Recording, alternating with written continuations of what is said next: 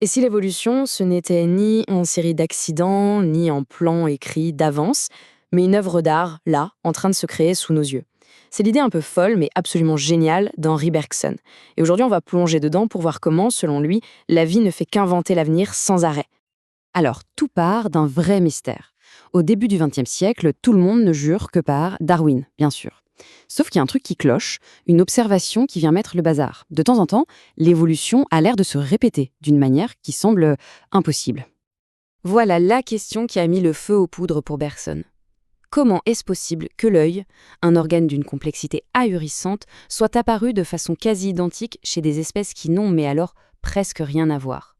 La coïncidence est tellement parfaite qu'elle semble se moquer des lois du hasard. Regardez un peu ça. D'un côté, un vertébré, comme nous.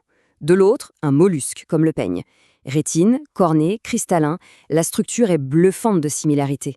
Le problème, c'est que leurs ancêtres communs se sont séparés il y a une éternité, bien avant qu'un œil aussi perfectionné n'existe. Donc, ça ne peut pas être un héritage. Alors, comment on explique cette espèce de miracle? Bon, face à ce casse-tête, les scientifiques de l'époque avaient en gros deux grandes explications, mais pour Bergson, aucune des deux ne saisissait vraiment ce qu'est la vie dans son essence, sa magie. D'un côté, on a le mécanisme. C'est l'idée du hasard pur. Pour Bergson, c'est tout simplement impossible. La probabilité que ça arrive est aussi faible que de gagner au loto des millions de fois d'affilée. De l'autre côté, on a le finalisme, l'idée qu'il y a un grand plan, que tout est écrit. Bergson y balaye ça aussi. La vie, dit-il, elle est inventive, elle est imprévisible. Si tout était déjà dans le script, où serait la création? Mais alors, pourquoi ces deux théories tombent à l'eau? Pour Bergson, c'est parce qu'elles viennent de notre intelligence. Notre esprit, explique-t-il, il fonctionne un peu comme un appareil photo. Il prend des clichés, des instantanés, il fige une réalité qui, elle, est toujours en mouvement. Il analyse, il découpe. Mais la vie, elle, c'est un flux, un courant ininterrompu. C'est une création permanente. Et ça déborde de partout, des petites cases bien rigides que notre intellect essaye de lui imposer.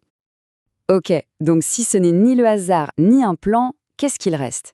C'est là que Bergson arrive avec son idée la plus célèbre, une troisième voie, qui n'a rien à voir avec les autres, l'impulsion créatrice. Il appelle cette force l'élan vital.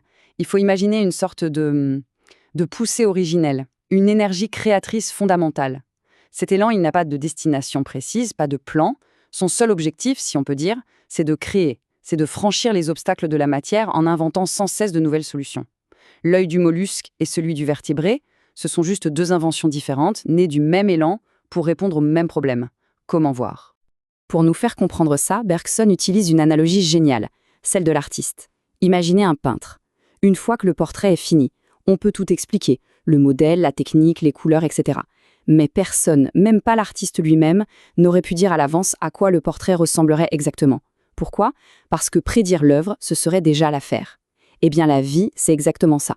Une création en continu, totalement imprévisible. Il a une autre image, peut-être encore plus forte. L'élan vital, c'est comme une fusée de conscience qui monte, qui s'élève. Et la matière, c'est tout ce qui retombe, les débris, le poids dont la vie doit sans cesse s'arracher pour pouvoir continuer sa course vers le haut, vers la création. Mais attention, cet élan vital ne fonce pas en ligne droite comme une flèche. En se propageant, en se heurtant à la matière, il a été forcé de se diviser, de prendre deux grandes directions, deux manières complètement différentes pour la conscience de s'exprimer dans le monde. Alors d'un côté, on a l'instinct. On le voit à sa perfection chez les insectes, comme la guêpe. C'est une connaissance qui vient de l'intérieur, une sorte de sympathie avec la vie elle-même. Et de l'autre côté, on a l'intelligence, qui atteint son sommet chez l'humain. Elle est tournée vers l'extérieur, vers la matière, le solide. Elle observe, elle analyse. Pourquoi faire? Pour fabriquer des outils. L'un est un outil parfait, l'autre fabrique des outils. Et ça, c'est un point absolument crucial chez Bergson. Ce qui nous définit, nous, en tant qu'humains, ce n'est pas d'abord notre sagesse, Homo sapiens, mais notre capacité à fabriquer, Homo faber. Notre intelligence, c'est avant toute chose la faculté de créer des objets artificiels et surtout de fabriquer des outils pour faire d'autres outils. Pour vraiment saisir la puissance de l'instinct, l'exemple de la guêpe Sphex est juste incroyable. Elle paralyse sa proie avec la précision d'un chirurgien qui connaîtrait parfaitement l'anatolie. C'est un savoir-faire absolument parfait, mais il n'est pas réfléchi. Il est agi, il est vécu. C'est une connaissance parfaite, oui, mais complètement figée, incapable d'inventer autre chose. Et c'est là que l'histoire devient fascinante. Après cette grande division entre instinct et intelligence, l'élan vital va réussir son plus grand coup. Sur la branche qui a mené à l'humanité, quelque chose de complètement nouveau va se produire. Chez l'animal, l'instinct est une prison. Une prison parfaite, certes, mais une prison quand même. La conscience de l'animal peut un peu tirer sur ses chaînes, elle a une petite marge de manœuvre, mais elle ne peut jamais les briser. Elle reste prisonnière des automatismes de son espèce.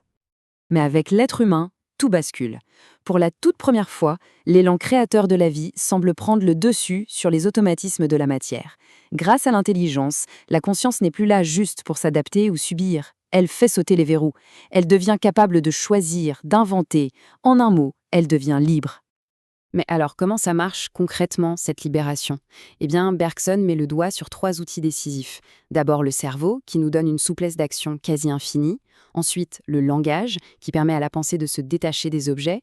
Et enfin, la société, qui accumule tout le savoir et qui pousse chaque nouvelle génération à aller encore plus loin.